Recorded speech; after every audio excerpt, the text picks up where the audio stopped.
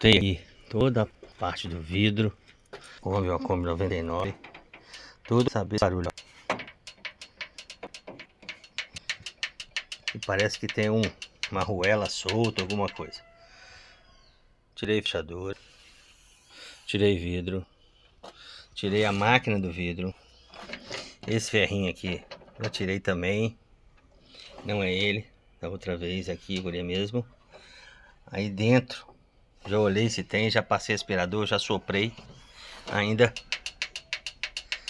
tá aqui o barulhinho.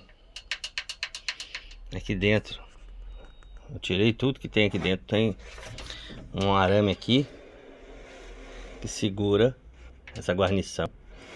Também não, ela tá presa, o arame. Vou tirar ele também para ver se é aquilo. Já pensei que era ali. Pensei que fosse ali, ó. Lá dentro.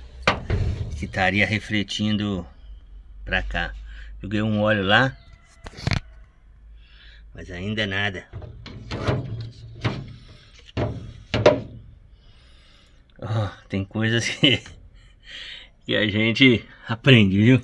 Sofre. E pra tirar isso aqui não é brinquedo não, viu?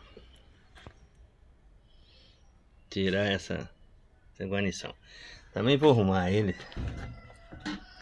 Que tá solto o vidro.